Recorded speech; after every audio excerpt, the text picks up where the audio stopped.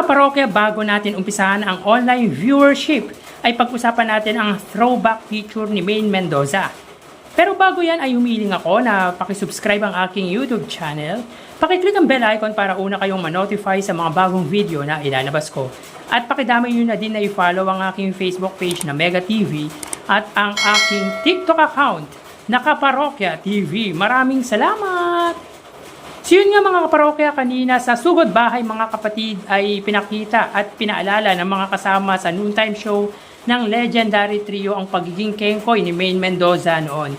Which is, magpasa hanggang ngayon naman ay nandun pa din ang pagiging komedyante ng TV host actress, kung kaya marami talagang nagmamahal dito. Ang litrato ng female host na si Maine Mendoza ay kuha noong time ng Aldab o Kalye serye, kung saan may isang contestant ang gumawa ng walis na requirements para sa Sugod Bahay na may picture ni Maine Mendoza na tila ang isa ay mala-anghel ang itsura at ang isa naman ay mala-kengkoy.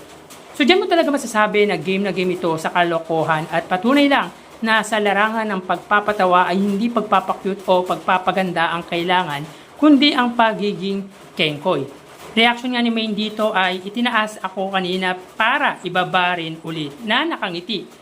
Si Maine yung isa sa babaeng artista dito sa bansa na tipo kahit mayaman ay handa itong pumasok sa kasulok-sulukan ng barangay. Remember kasama ng jowa pa si Maine Mendoza noong nasa GMA pa ang Eat Bulaga. Walang arte, call-girl kung tawagin at walang pakialam kung pangit man siya tignan sa harap ng kamera.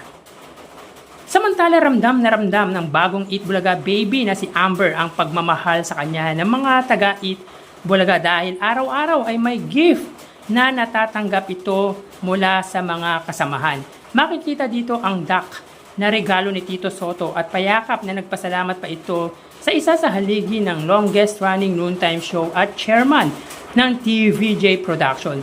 Nakakatuwa lang na makita na may nilalaro na ulit na bata sa Eat Bulaga dahil after Riza ay wala na silang naging baby. Sana bigyan pa ng break ng Eat Bulaga ang bata dahil may potensyal ito na makilala dahil sa pagiging bibo, maganda at marunong umarte. So tara ating alamin ang online viewership ng dalawang bigating noontime show. Para sa Eat Bulaga under TVJ Facebook page na may 2.6 million followers at sa Eat Showtime naman na may 18 million followers. So as of 2:09 PM ang Eat Showtime po ay may kasalukuyang segment na Tawag ng Tanghalan.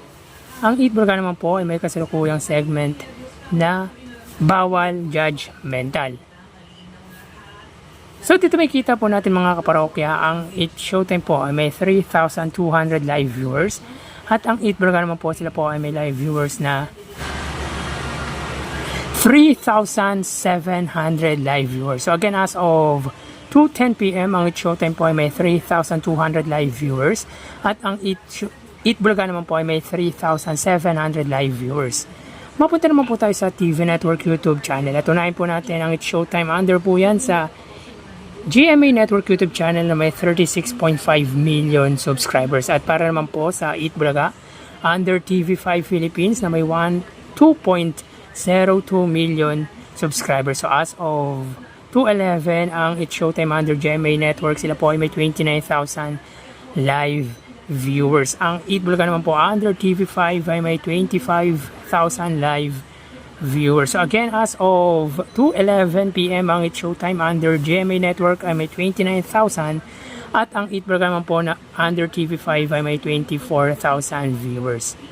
Mapunta naman po tayo sa main YouTube channel ng dalawang noontime show para po sa Eat Showtime under ABS-CBN Eat Showtime na may kasalukuyang subscribers na 2.38 million at sa Eat Bulaga naman po under Eat Bulaga TVJ YouTube channel na may 1.11 million subscribers. So as of 2:12 ang Eat Showtime po, sila po ay may 45,000 live viewers.